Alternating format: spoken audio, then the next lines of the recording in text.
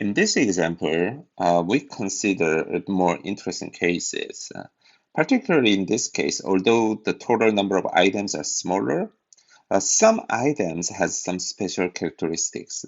That means some item can be used both end items and parts or materials. So as an example, let's consider a car manufacturing company. When you build a new car, you may want to add like audio system. So audio system is a part of your end item car. However, there is some outside market where customers want to purchase the audio system for replacements. In that case, the same audio system, it's not parts to build your car, but this audio system is a independent end items that can be sold to outside customers. So from that point of view, the audio system in this example can be used as a part, but you must consider outside demand as an end item as well. If this is end items, as we have studied so far, you may need outside independent demand and you may need to consider MPS as well, master production schedule. So let's solve the example and you may better understand what I'm describing here. So let's read it. Here, Mr. Cha is trying to complete the MRP matrix, and below our 8, actually we have 10 weeks. So we have 10 weeks scheduling. The product structure bill, structure tree, so bill of material is given here. Item B is used, so here I want to highlight it. Item B is used in the production of A as shown here. But it also says that it has its own market as a replacement part. Replacement part means this is end item as well. So when it's parts, you have to make a plan as a part as for using MRP. But if it's end items, you may have a separate plan based on forecasting. That's MPS. Okay? So the master production schedule shows that item has so MPS. Let me write down MPS. Show that item A, so this is end item, has a demand for 100 units in week 10. So let me summarize this all the information here as a table because it's just kind of a narrative information. So let's say there is item, and we have only 3 items, A, B, and C. So A, B, and C. And it says that A has a demand for 100 units in week 10. So there is MPS for item A. And this is 100 units in week 7. And also there is another demand, 150 units in week 8. So let me extend it a little bit. So let me see here what I can do. So MPS is not just this, so there is another 150 in week 8. Okay. And the B has a demand of 75 units in week 6. So this 75 minutes in week 6, this is MPS. So this 75 means, let me just add a note. This 75 is for just the replacement, note that. Because this replacement is different from parts. Okay, now the lead times are as follows. So lead time is not given in BOM, but lead time is given separately. So let's say, so lead time is given. A is 1 week, B is 1 week, and C is 3 weeks. Okay. Item A is produced in batches that must be multiples of 60. So there is a lot size, and the item that A, multiples of 60, B is produced lot for lot. So we have a lot for B. And the C is produced in multiples of 25, so 25. The current on-hand inventory is given. So on-hand inventory is given. 135 units of B, 135 units for B, and there is a scheduled receipt of 20 units of A at the beginning of week 2. Oh, so we have scheduled receipt as well. Sorry, but let me just add one more columns here. So let's say on hand is given here, and we have another scheduled receipt. SR means scheduled receipt, and let's say this is A, B, C, item A, B, C. In the on-hand inventory, we only have 135 only for B, and so others we do not have. If there is no information, that means we have zero inventory. And the scheduled receipt, we have 20 units of A, and when? Week 2. And 80 units of C, week 3. So 80 units of C in week 3. So we have week 3 scheduled receipt, and there is nothing for B. Okay, so all information is summarized in these tables.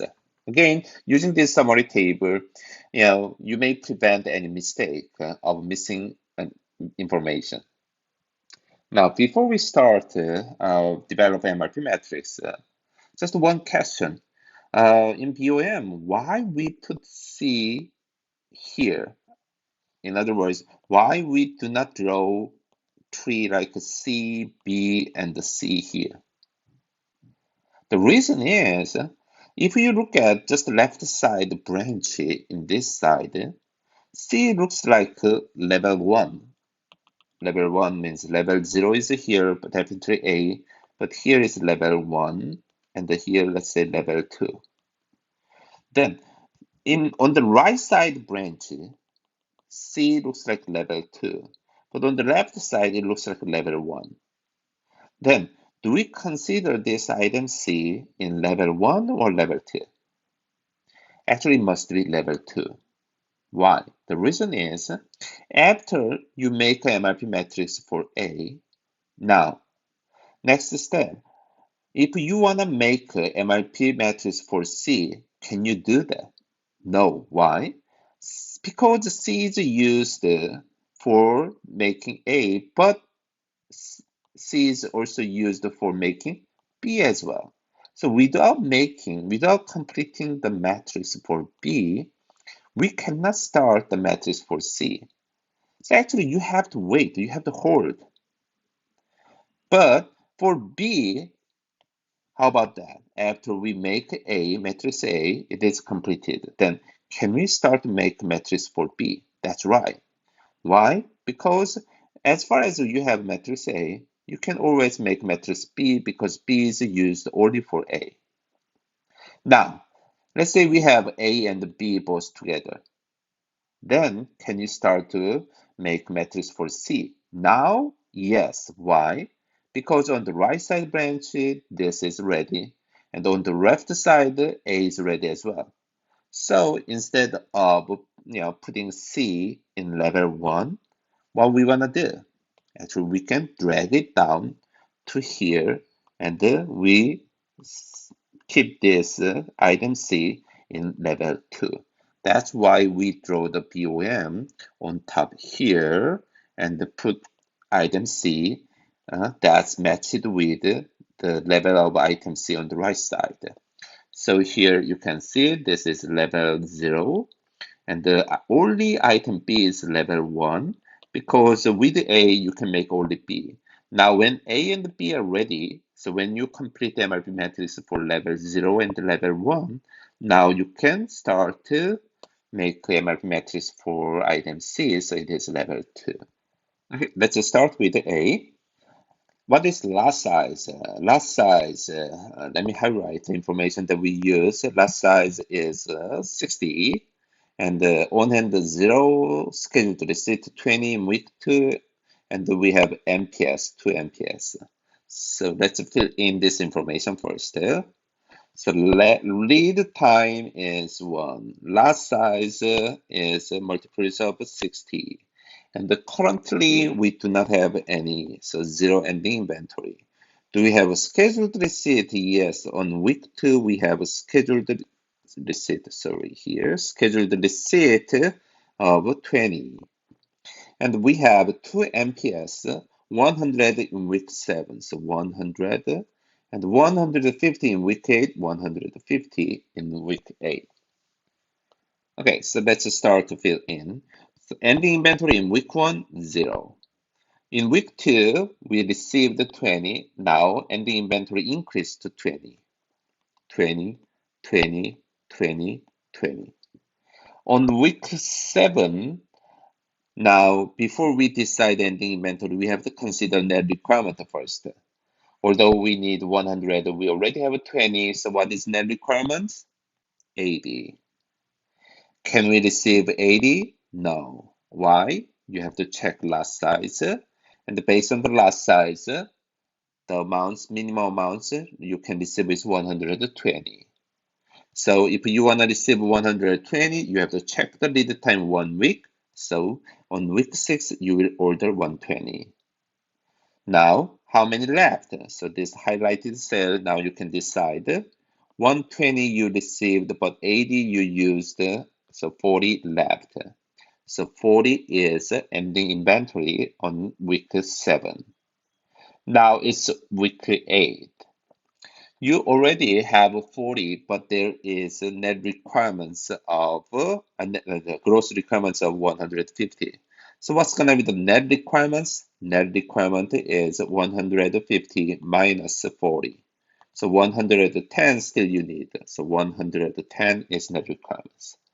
So look at the last size, multiples of 60. So you will receive again 120. To receive 120 1 week before, you will release 120. So how many left? So in this cell, again, ending inventory, you will receive 120, but you use 110, 10 left. So 10 left. So 10, 10, you will keep this inventory level. Okay, that is about A. Now, let's continue. So next one is level 1 item. Level 1 item is B. So B is here. But you must be careful. Why? B, there are 2 different types. One is parts. The other, you also have MPS or replacements you use. So you need to consider both when you calculate and when you decide your gross requirement. So first, what is lot size? Lot size is, let me highlight it here, lot for lot. And what is on hand? 135. Lead time 1.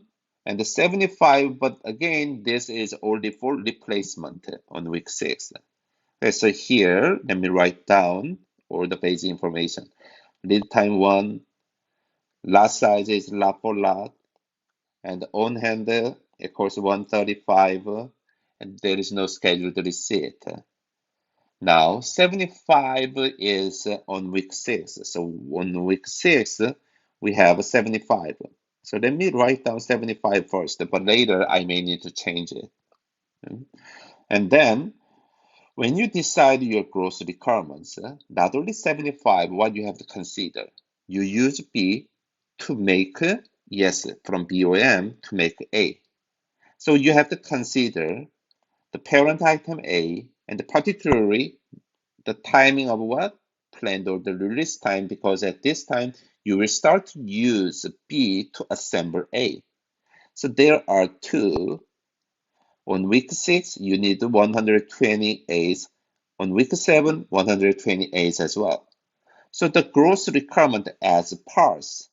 MPS, we already have 75, but this part has 2. So let me write down here. First, on week 6. On week 6, how many you need? 120. So 120 of A you will make. And for each A, you need 3 B's. So 3, so you need 360 B's. On week 7, how many you make? Again, 120. And 3 for each, so 360. But on week 6, not only this, from MPS, what do we have? I already write down, but 75 additional requirements you need, right? So on the sum in week 6, you need not 360 but 435. So in summary, here are the gross requirements. By considering both as a parse and the MPS, on week 6 you have 435 as gross requirements. Week 7 you have 360 gross requirements. Now left job is just similar. So 135, you will keep this inventory until week 5. Week 6, what is the net requirements? Net requirement is, let me just clean up this a little bit. We don't need it anymore. So here, so net requirement is, let me show you, 435 gross requirements minus 135 I already have. So the net requirement is exactly 300. So 300 I need. Can I receive 300? Yes, because it's lot for lot. So I will receive 300.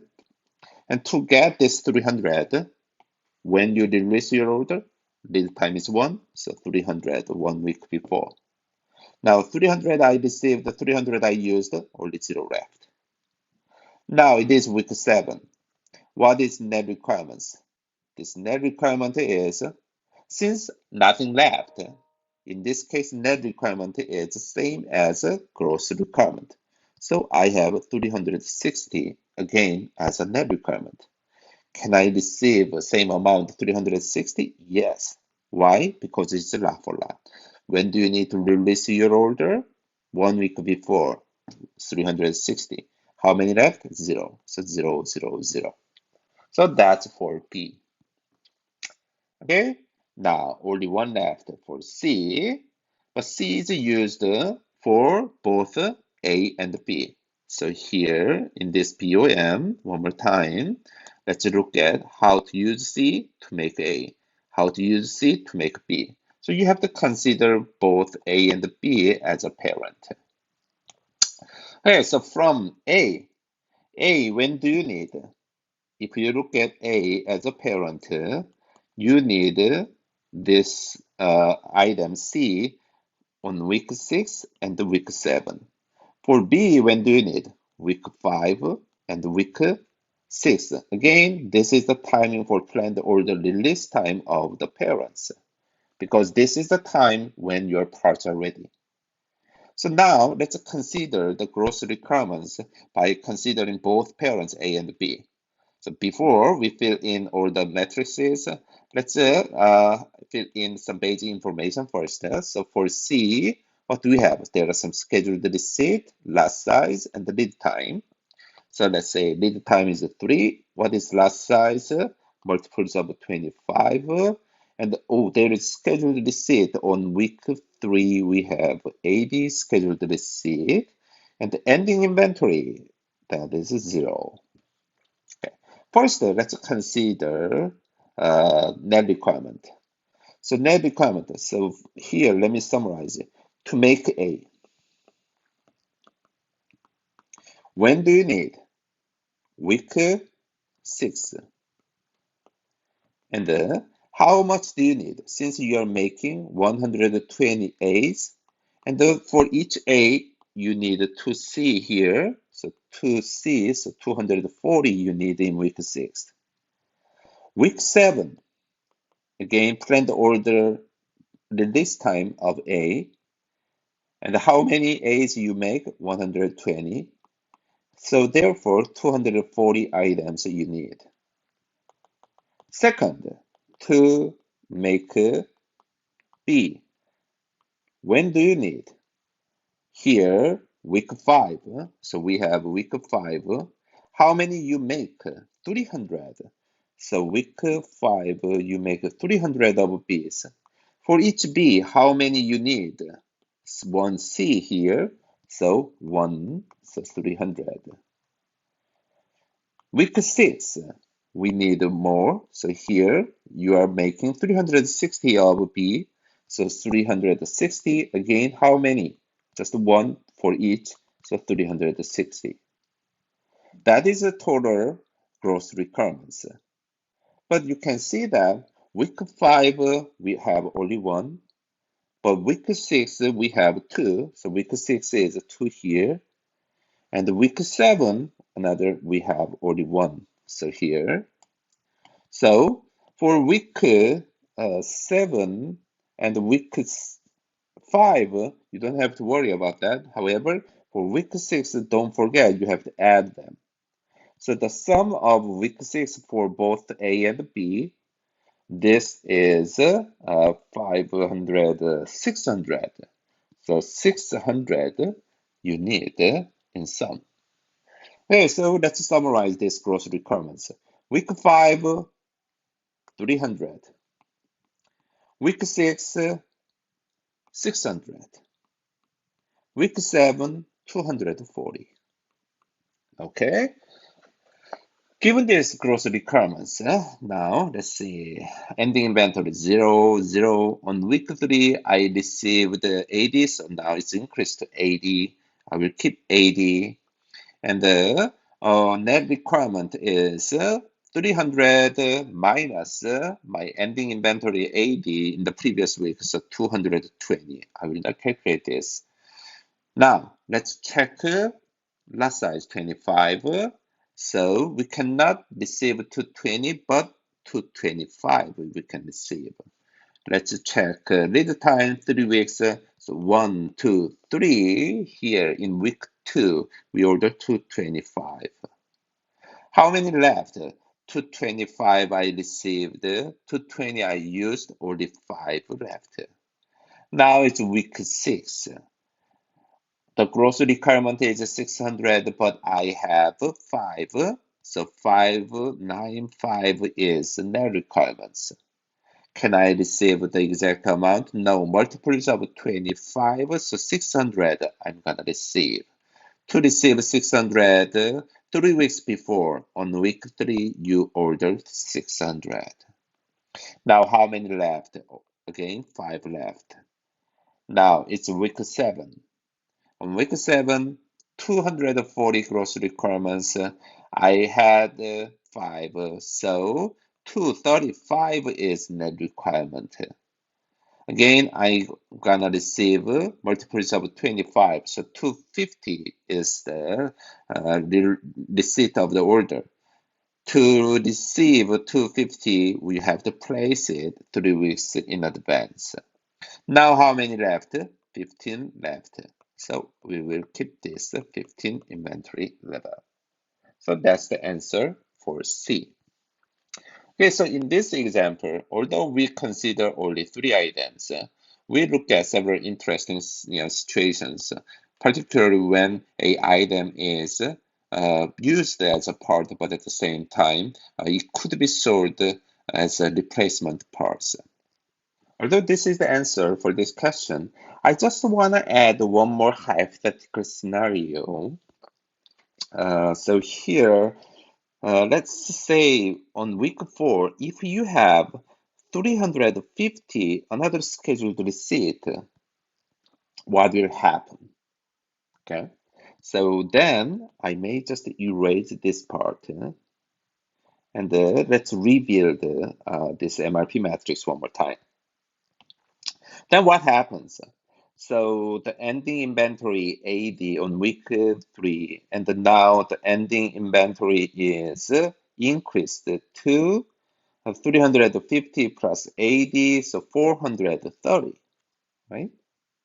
And then here, next time, on week 5, what is the net requirements? That's my question. What is the net requirements?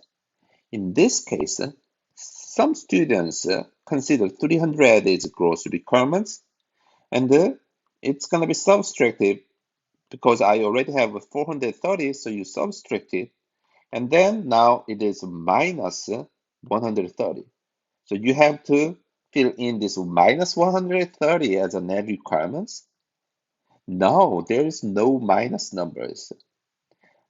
Just rationally thinking in this situation is, since I already have 430, there is nothing you need to require, right? So the net requirement in this case is not minus 130, but instead it must be 0. I don't need anything extra items, right?